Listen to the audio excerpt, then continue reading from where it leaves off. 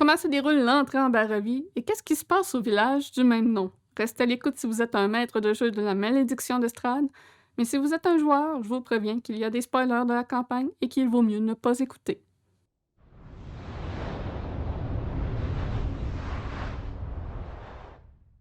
Qu'importe la croche que vous utilisez, toutes mènent au même endroit. Les personnages sont transportés par la brume sur une route boueuse au beau milieu d'une forêt épaisse perdue dans le brouillard. C'est la zone A.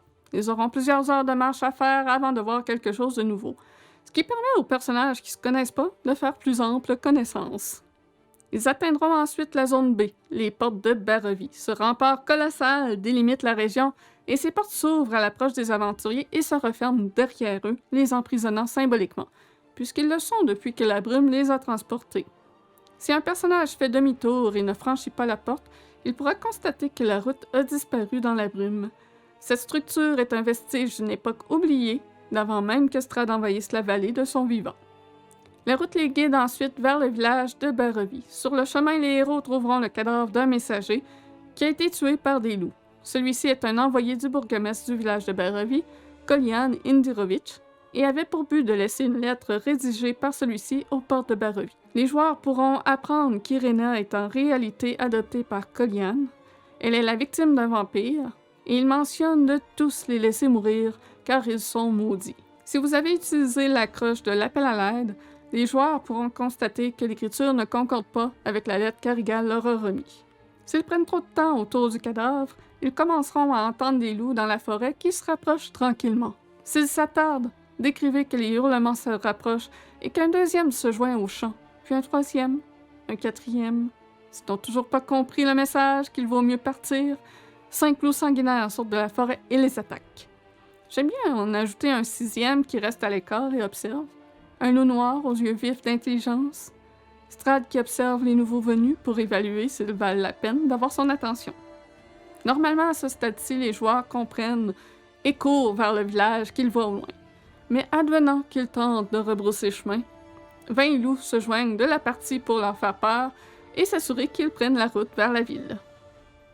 Il n'y a pas beaucoup de quêtes dans le village de Barovie et vos joueurs n'auront pas de raison d'y retourner dans le futur.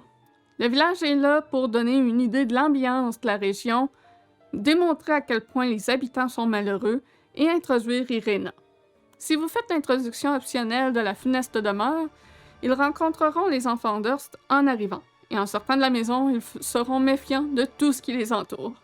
Je ferai un guide sur cette introduction dans un futur vidéo.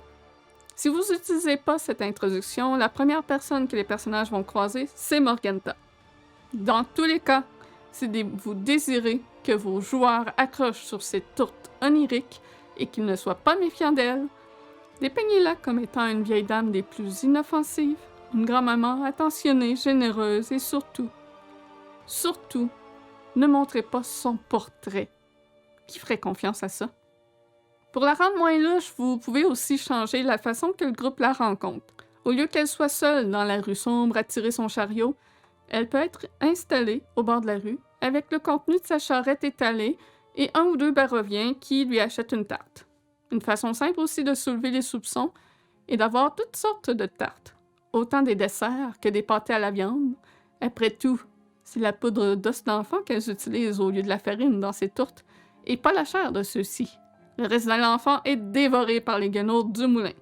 Morgantha reconnaîtra que les personnages sont des étrangers et leur donnera gratuitement une tarte à chacun. Elle leur donnera aussi les indications de comment se rendre à la seule taverne du village. Elle sera des plus serviables pour ne pas soulever de soupçons à son encontre ni provoquer aucun combat. Si les joueurs la suivent discrètement ensuite, alors qu'elle va faire du porte-à-porte pour vendre ses dernières tartes, ils pourront voir que celle-ci récupère un enfant comme paiement. Selon le livre, les parents la supplient de ne pas emporter l'enfant. Si vous voulez démontrer à quel point la dépendance à ces pâtisseries est grave, à la place, décrivez que les parents donnent volontairement l'enfant pour avoir la tarte. N'ayant plus d'argent et étant trop profondément enfoncés dans cette dépendance, ils vendent leur enfant pour avoir plus de cette drogue qui leur donne de beaux rêves. Si l'un des joueurs mange l'une de ces pâtisseries, il devra faire une sauvegarde de constitution. S'il échoue, il est alors plongé dans une transe profonde pendant quelques heures, à moins que quelqu'un le réveille. Pendant cette transe, le personnage fera le plus beau rêve réaliste qu'il ait jamais fait, et à son réveil aura envie de recommencer. De voir un personnage tomber endormi directement après en avoir mangé incitera pas les autres à vouloir en prendre. Il y a moyen de changer la mécanique des tourtes pour rendre ça beaucoup plus intéressant. Je ferai une vidéo exclusivement sur comment les modifier afin que vos joueurs en redemandent et se retrouvent dépendants pour découvrir plus tard la sombre vérité. Le commerce de Bildrat est le seul commerce du village et vend ses items à un prix dérisoire de 10 fois le prix de base et possède en plus une faible inventaire qui contient uniquement l'équipement d'aventurier du manuel des joueurs. Changez rien à sa façon de marchander, puisque ça fait partie de l'aspect d'horreur de la campagne. Les personnages vont avoir ici un avant-goût de la rareté des ressources et apprendre rapidement qu'ils doivent conserver précieusement le peu qu'ils trouvent. Si vous avez un groupe chaotique, ça se peut que ceux-ci, outillés par le prix, s'en prennent à Bildrat ou tentent de le voler. Si c'est le cas, ils feront connaissance avec son neveu, Péricornette, qui a les stats d'un gladiateur, une rencontre pouvant être dangereuse à leur niveau. En se promenant dans les rues de Barovie, les personnages entendront au loin les pleurs de Marie. Ils seront peut-être craintifs d'aller voir ce qui se passe ou au contraire seront empathiques et iront la rencontrer. S'ils évitent l'endroit, vous pouvez leur partager l'histoire de Marie par Ismark lorsque celui-ci les guide à son manoir et passe devant la demeure. Si quelqu'un de compatissant la rencontre et la questionne, elle racontera qu'elle gardait sa fille Gertruda enfermée chez elle pour la protéger de tous les dangers extérieurs, mais que sa fille adorée, maintenant adolescente, s'est sauvée il y a une semaine. Si les personnages investiguent les lieux, ils trouveront aucune trace d'effraction, puisque Gertruda est partie de son plein gré. La jeune fille est allée au château Ravenloft et les personnages auront probablement oublié cette quête lorsqu'ils la rencontreront là-bas. Gertruda s'est amourachée de Strahd et refusera de retourner voir sa mère qui la gardait prisonnière. Elle est maintenant libre de son point de vue. Il n'y a pas vraiment de suite à cette quête, mais ce que vous pouvez faire, c'est pour accentuer la noirceur de Barovie, c'est de transformer Marie en Banshee si les joueurs reviennent plus tard la voir. Elle sera morte de chagrin. Les personnages vont voir pour la première fois dans la taverne Le Sang des Vignes un PNJ sans âme. Assurez-vous de jouer le tavernier Arik de façon la plus monotone possible, qui fait rien d'autre que de répondre aux commandes et essuyer des verres, même ceux déjà propres. Les 3 femmes Vistani présentes parleront pas aux étrangers à moins d'être sollicitées. En quel cas, elles répondront aux questions et vont conseiller d'aller rencontrer Madame Eva. La seule personne présente vraiment utile en ce lieu pour les joueurs est Ismark Kolyanovitch. Celui-ci les interpellera pour les inviter à boire avec lui. Si les joueurs demandent aux autres PNJ qui est cet homme, ils l'appelleront Ismark le Moindre, puisqu'il n'est que l'ombre de son père décédé selon eux. Ismark possède une âme. Il est donc important de le jouer le plus vivant possible, et aussi de façon à ce que le groupe devienne son ami, ou du moins lui fasse confiance. Ismark leur fera la conversation et leur demandera leur aide afin d'escorter sa sœur Irena Kolyana jusqu'au village de Vallaki. Un détail qui peut les inciter à le suivre jusqu'au manoir familial, c'est que la taverne n'a pas de chambre. Et donc Ismark les invite à passer la nuit chez lui, gratuitement, puisque c'est la moindre des choses qu'il peut faire pour des visiteurs en tant que nouveau bourgmestre. Si les joueurs questionnent Ismark sur les dangers et raisons d'aller à Vallaki, il expliquera que le diable Strahd désire Irena pour une raison inexpliquée et qu'il espère lui assurer une meilleure protection de ce monstre à Vallaki, une ville qu'il a entendu dire est fortifiée et bien défendue. Si les personnages acceptent d'aider Ismark ou simplement de passer la nuit chez lui, ils feront la rencontre d'Irena au manoir du bourgmestre. Il est de votre devoir de rendre celle-ci des plus intéressantes pour votre groupe. Comment l'interpréter dépend de vos joueurs. Peut-être qu'elle sera une femme forte et indépendante, au contraire une demoiselle en détresse et sans défense.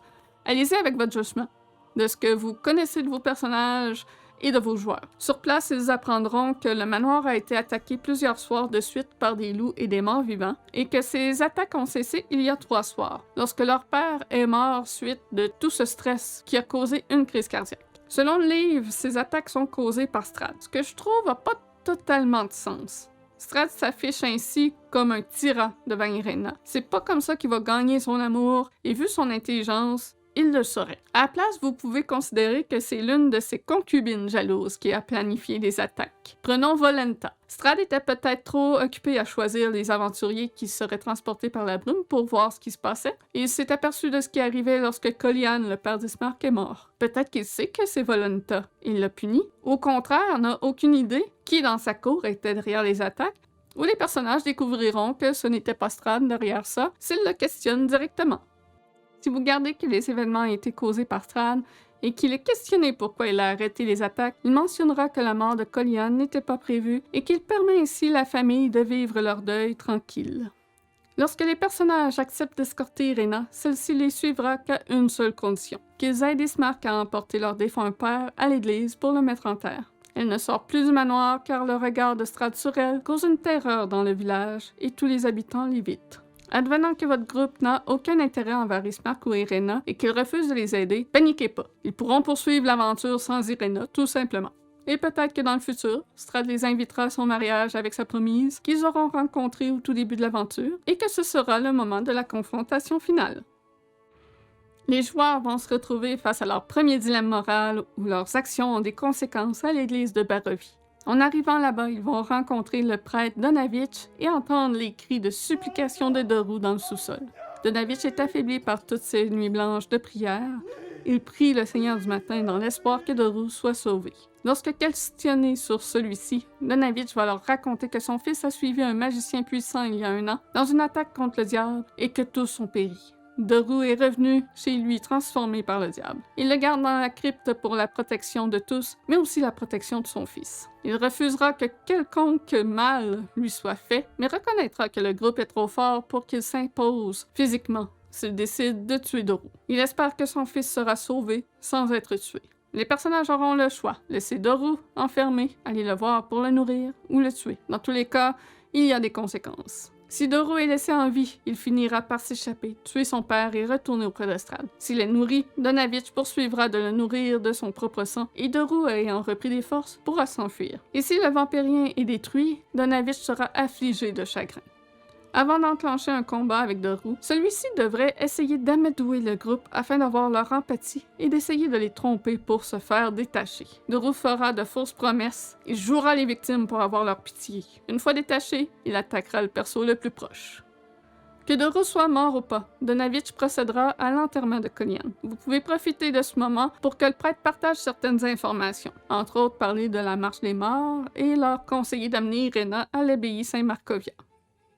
Un ajout populaire est de faire intervenir Strahd ou Raoden lors de l'enterrement. Entre les deux, je préfère avoir Raoden qui apporte une lettre de condoléances à Irena de la part de Strahd. Ça permet aux joueurs de rencontrer cet antagoniste pour la première fois et crée un moment de stress pour des joueurs de simple niveau 3. Raoden leur souhaitera la bienvenue en Barovie et rappellera à Ismark, ou bien Irena si elle est présente, que cette dernière sera toujours la bienvenue au château. Et si un joueur le défie, Raoden a pour indication de ne pas faire de mal aux invités, à moins de devoir se défendre. Donc uniquement en cas de force majeure, il fera preuve de force. Vous pouvez procéder de la même façon si vous utilisez Strahd. Il se présentera de façon pacifiste pour offrir directement ses condoléances. Certains maîtres de jeu aiment au contraire faire un spectacle de force en faisant intervenir Strahd pendant l'enterrement pour attaquer le groupe.